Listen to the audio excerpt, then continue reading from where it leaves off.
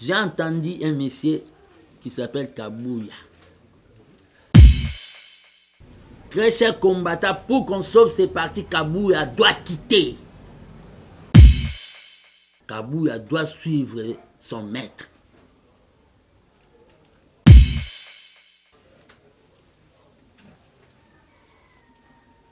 Veut réglementer la communication de l'IDPS. Qui est Mtutua Kolobate, Kabouya. D'abord, Kabouya, toi tu communiques bien.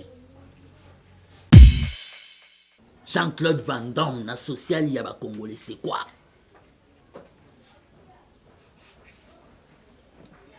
La crise actuelle, on doit remanier le gouvernement Sama. Le président de la République, vous êtes membre de mon parti. Tous on a fondamentaux à l'IDPS. Vous êtes mal entouré d'abord, ça, et comment on est hymne national, mal entouré. Il y a des choses qui se passent au Katanga, au Babengi, le tribalisme est boti. Mais dans votre cabinet là, il y a des Katangais. Batou bazo souffrir. Bimarata na camouflage. Bimakata na camouflage. Au moins à degré batou bazo souffrir. Je dois vous le dire, monsieur le président. Comme on nous empêche de venir vous le dire, dans la cité de l'Olia, on doit appeler la presse pour côté là, pour nos places Bozana Mama Denis. Pour vos impressions de qualité, Logic Print est prêt à vous offrir les meilleurs. Nous imprimons sur t-shirts, bâches, casquettes, tasses, cartes de visite et de services et autres. Pour plus d'infos, contactez-nous au +243 81 75 52 746. Notre adresse: avenue Colonel Ebeya, numéro 1060, référence Assemblée provinciale, Kinshasa à Gombe.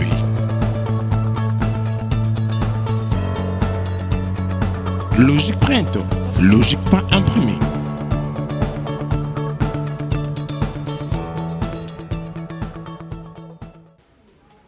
Très chers amis de la presse que j'aime appeler la presse de la liberté, bonjour.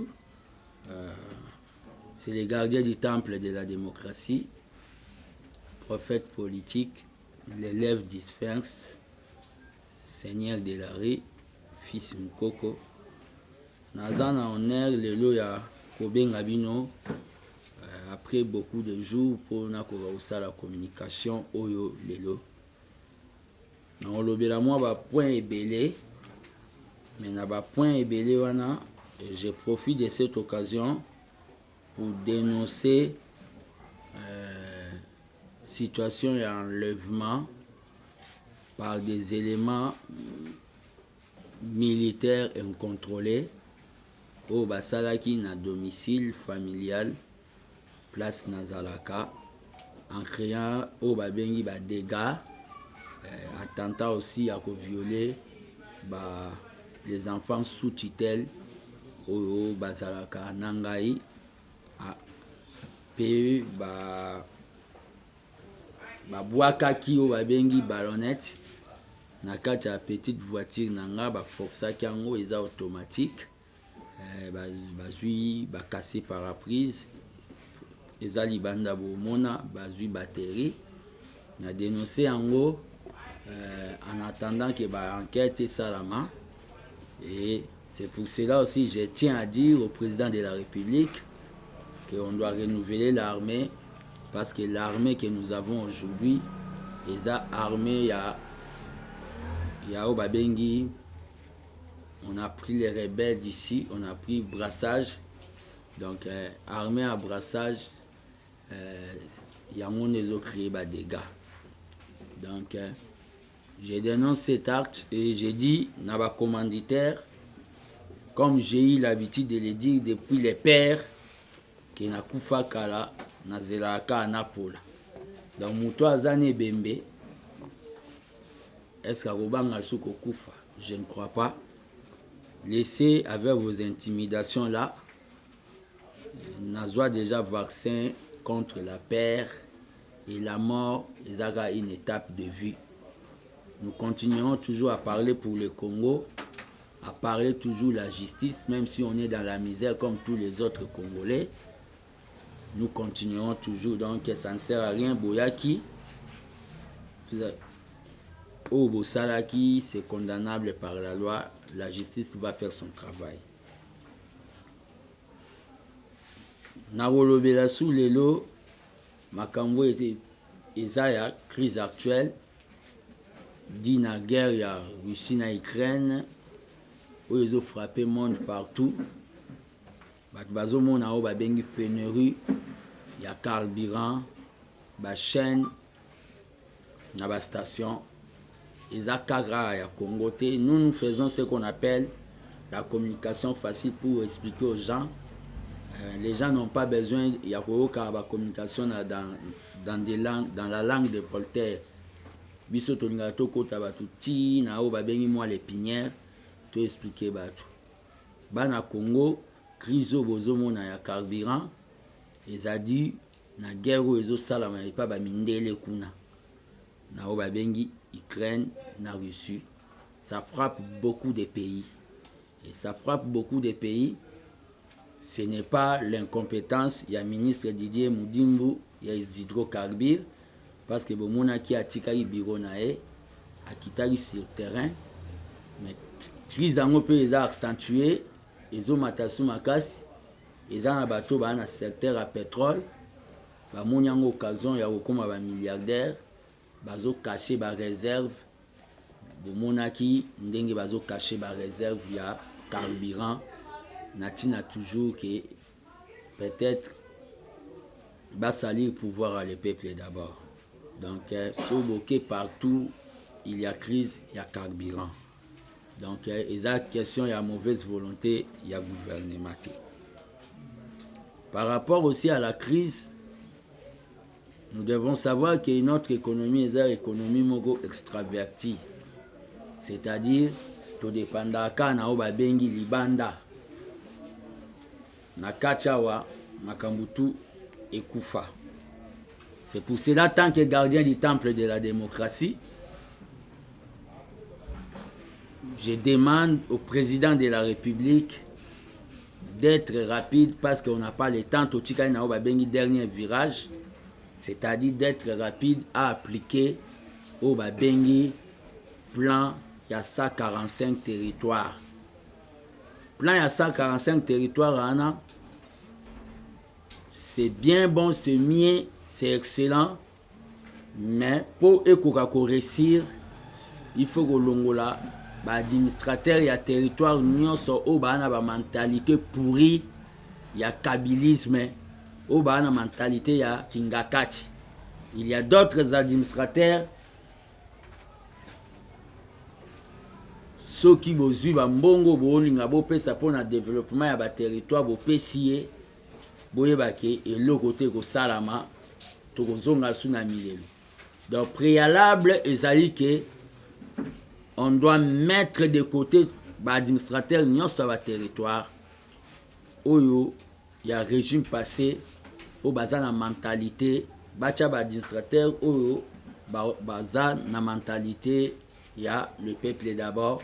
Pour baïba ke mbongo wana eza ya otonga ba immeuble te mais mbongo wana ezali. La crise actuelle eza parce que les hommes politiques, les hommes d'État bazo komisa o babengi politique, mathématiques, physique, chimie bazo komisango pasi ya pamba. C'est ce que les pères a tiqué la abisso projet de société à le peuple d'abord. Ezana moka na 5 biloko ngana lobaka. C'est-à-dire ceux qui sont arrivés ko sala o babengi des routes de désert agricole. C'est-à-dire banzela o ya ba bongoloté ya ba victoire te banzela ko permettre et bimisa biloko babenga ngo les routes de désert agricole. Sana koloba ke ba tracteur papa wa sala bilanga na Congo soka bimsa 10 sacs soka moni ke marché zali na Congo akoma na 15 na Congo kaka akoma na 20 ce qui a moni que marché zali.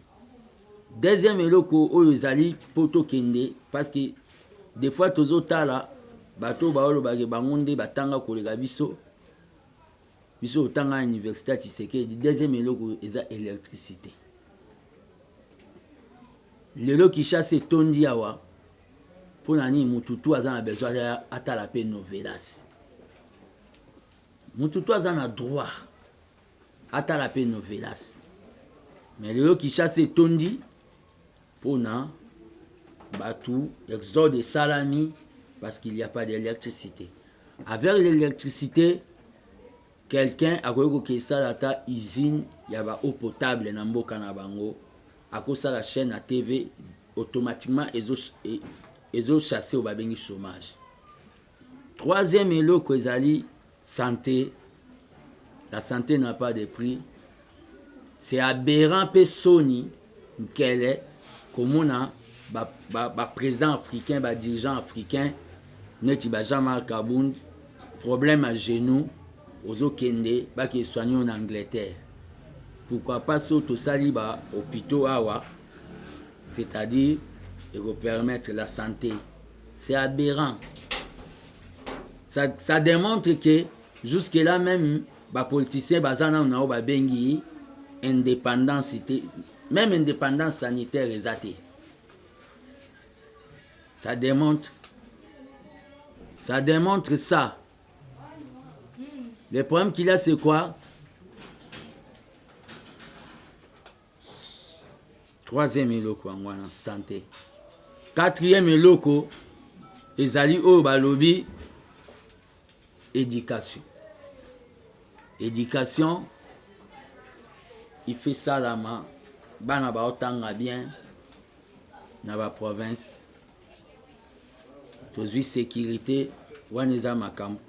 Par rapport à ça 45 territoires où est comme ligne comme un projet. C'est pour cela personnellement, tant que gardien du temple, vous avez vu quand on a nommé Sama, Nacha qui est sous réserve.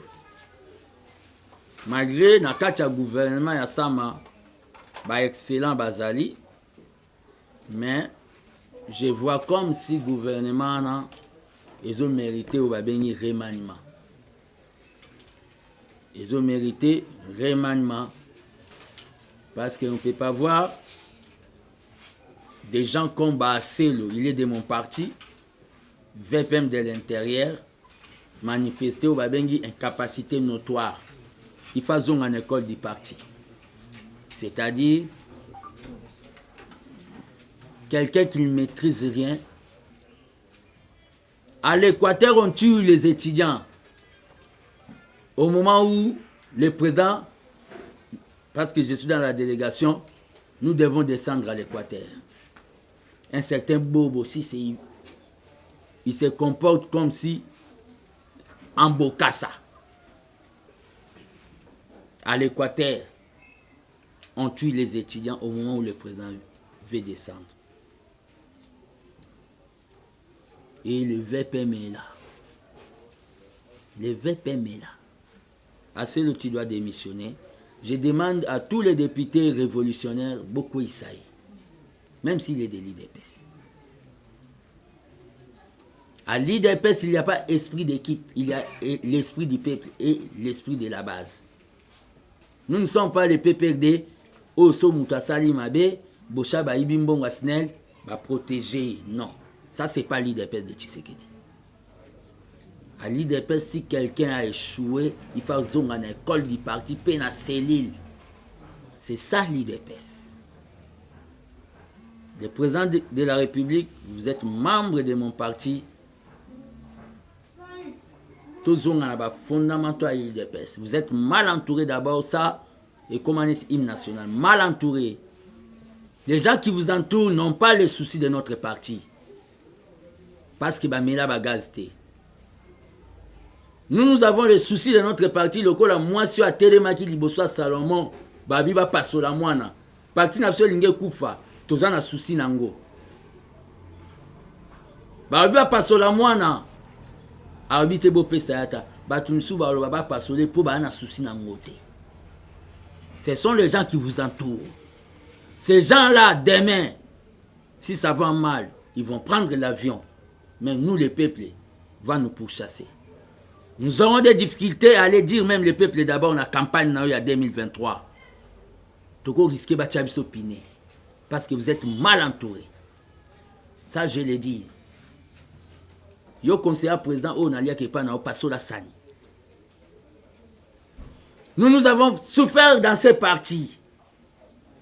Nous avons souffert dans ces partis pour vous amener au pouvoir, monsieur le président de la République. Tout ce sentiment.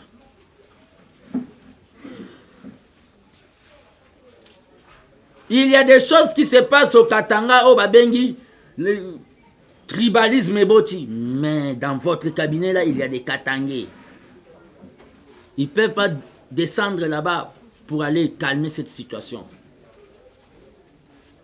Ils sont là seulement dans des postes. Ça nous met mal à l'aise. Toujours murmurer chaque jour. Mais c'est parti. Et coup faté. Nous avons donné notre jeunesse dans ces partis. Toi, on a parti M. Togo Kendete. Le trafic d'influence au conseiller nos bazo sala. Devant notre pouvoir, il y a 100. Autres on a passe. Il y a un sacrifice, il y a un handicap. Ils ont interpellé au monsieur le président. Tous les banques qui étaient pour tout bomba à Kaka. Ils ont empêché biso même comme parce que nous allons que zongiso na feeling na biso. Notre pouvoir devient un pouvoir. Il y a un sentiment.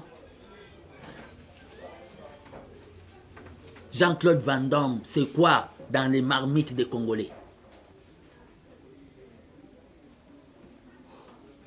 Concert, il y a Wenge, il y a Kala, il y a Jibena Baouera. C'est quoi dans les sociales des Congolais? On y a loisir. Je dois vous le dire. Moi, je ne suis pas là pour dire Fatih béton, non. Je dois vous le dire, monsieur le président. Comme on nous empêche de venir vous le dire, dans la cité de l'Olia, on doit appeler la presse pour côté là, au pour nos places, Bozana Mama Denis.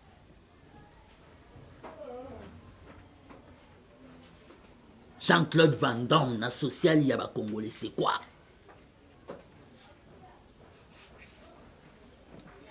La crise actuelle, on doit remanier le gouvernement Sam. Malgré qu'il y a des ministres au bazo frappé très bien, comme Aimé Bonji, Nicolas Kazali, Patrick Mouyaya, Antoinette, Guy Luando, malgré Bango, et tant d'autres. Mais les autres là, puis le gouvernement au Babengi, d'éléphants. On doit réduire les trains de vie. On doit réduire les trains de vie des institutions. Ils en ont tarté. Ça, c'est par rapport à la crise. Tout bazo souffrir. Bimakata na camouflage. Bimakata na camouflage. Au moins à degré bato bazo souffrir. Nous habitons les townships, nous habitons les banlieues. Tous au monde en degré bato bazo souffrir, tous au vivre souffrance. Qu'on ne vous trompe pas. Au macroéconomique indice, indice nanzungu ya ba mama, ya ba congolais, ils ont mon anate, indice économique, ils ont mon anate. Par rapport à l'IDPS, j'ai entendu un monsieur qui s'appelle Kabouya.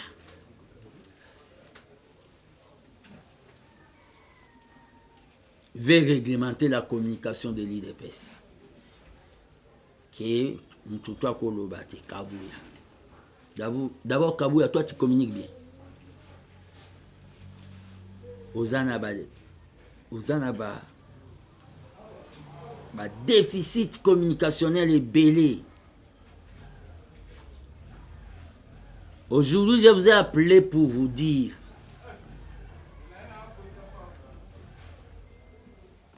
Kabouya doit suivre son maître.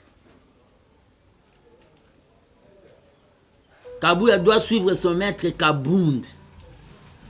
Et Kabound à toi aussi.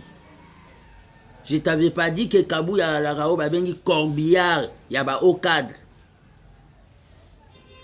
Kabouya a induit Mavungu en erreur. Il a induit beaucoup de gens en erreur. Très chers combattants, pour qu'on sauve ces partis, Kabouya doit quitter. Doit quitter les partis.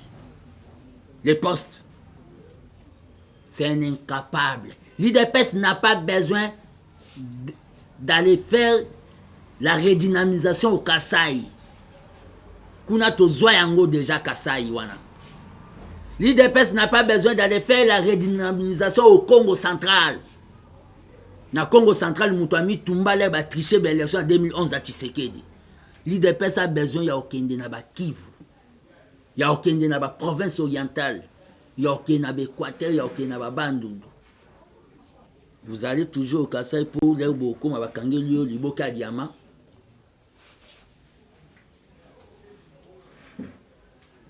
Incompétence notoire. Ça reste toi. Tu dois quitter les choses avant que les choses vous quittent Kabouya. Nana otanga ke Moussa Kangangaï. Le 17 mai à Koti, les 20 mai à Kanginga. Yo tangi la biso na histoire parce que nous étions des combattants. Na unita mutaza combattant o yakoi sara mig o abomara mingi. Biso za oyo bakangama mingi. Il y a cette place bakanga yo ata en détention moko boye. Kabouya. Toi tu es combattant. Les combattants sont clochardisés. Vous bozo zwa ba poste ba combattant bo te kango. Bozo importer bande konabino. Ba combattant bazaka pendant les pouvoirs égal avant les pouvoirs. Na bino pe ba combattant. Mwana buta. Ata bazui mbwa bokomo benge chemesha. Bo bando bete chemesha. Na bino pe ba combattant. Mututoko bete la maboko aza moko na moment aussi yo na fati.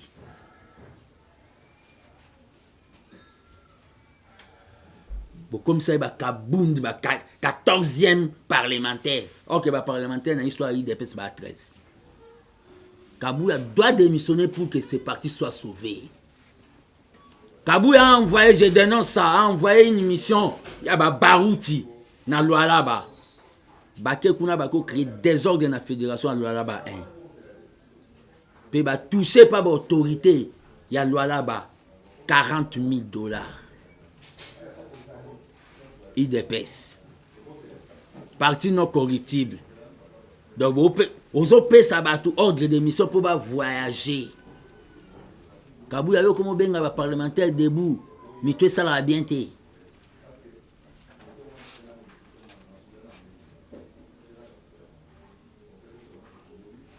La délégation que Barout avait amenée à Lualaba, ils ont touché $40,000 de corruption. Ça c'est l'IDPS. Ça c'est pas l'IDPS. Ça, c'est pas l'IDPS. Kabouya doit quitter. Par rapport à ce qui se passe au Katanga, je regrette l'effort des journalistes devant caméra, même si aux Amourouba, il faut tenir les propos, moko ya ko accentuer, ya ko pousser le tribalisme. Bon, il y a des conséquences. Ya makambo esalamaka ya baluba na bakatangi ti baluba bana bakufa na baraya train bato babosa na bana et Baba Kyungu paix à son âme a eu à demander pardon au baluba. Est-ce qu'à cette époque ici nous sommes obligés, il y a en 1960, il y a en arrière, pour tout le débat. Je m'adresse à mes frères Katangais. À cette époque ici, nous devons faire marche en arrière pour faire le tribalisme. Je ne crois pas. Musapi moko et sokola elongité.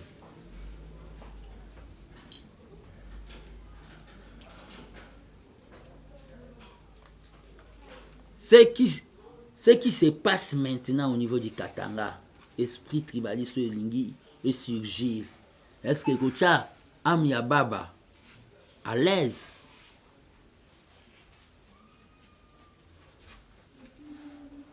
J'interpelle même des leaders politiques comme Moïse Katumbi ou Bazolo Baba nationaliste.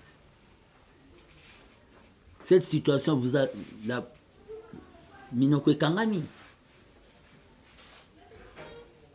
Les Guilén, le directeur des cabinets, même les Guilén, du cabas du président, vous êtes Katangais. Pourquoi pas, vous pouvez dire à nos frères Katangais que peuple Katangais, le président vous a privilégié. Son directeur des cabinets, c'est un Katangais. Le premier ministre, c'est un Katangais. Parmi ses conseillers influents, ce sont des Katangais. Qu'on ne vous incite pas à nous faire marche en arrière. L'homme a toujours besoin d'un homme. Toi, tu vas tuer Moulouba. Si Moulouba avait marié ta fille, c'est que tu vas tuer. Tu sais, c'est lui que tu vas tuer. Vous êtes mariés déjà.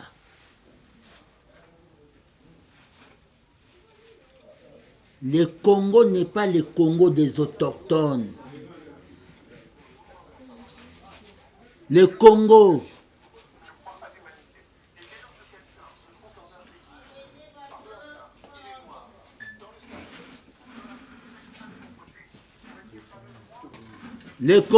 s'il vous plaît. Le Congo, prochainement, vous commencez à laisser vos téléphones. Le Congo,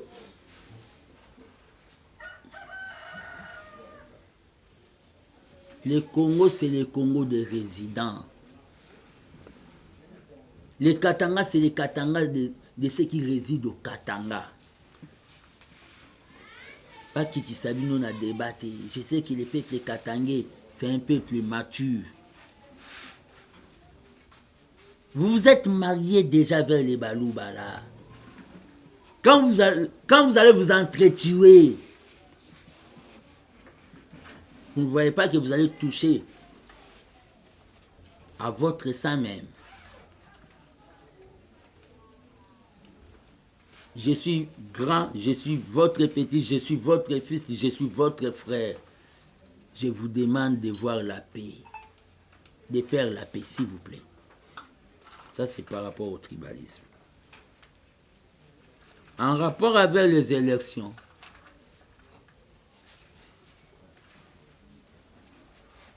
nous, l'IDPS, nous sommes prêts pour les élections. Muzitu boloba ki bino na ba faulu ke bo gagnera ba élection. Toki na ba élection. Bo confirmer les bisoso bo gagnaka. Makamba ba négociation ana et salamate. O bozoya ke bo négocier nini. Bo négocier nini. Bobanda ke négociation pour te vendre sa seni, négociation pour te vendre sa seni, na suka, et ya okoma, o tokabo la poste. Congo ekoma nini yango, dikele banabino. S'il y aura négociation, nous aussi toko ngapé na okota négociation pour na représenter bateau bazanga bandeko ya.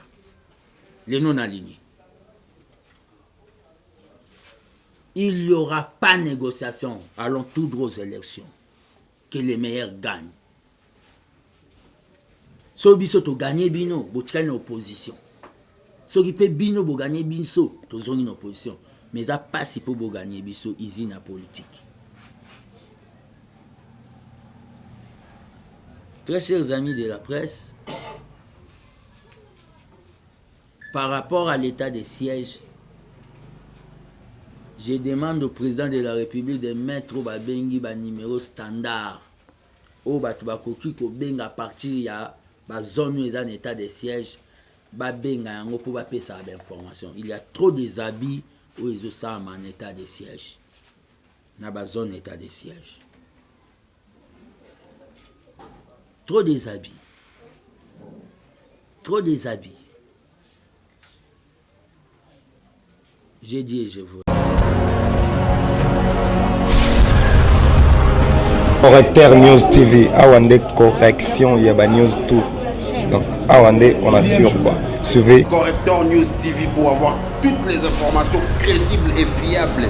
Correcteur News avec Yemoko Rachou. Rachou, la caramel, check.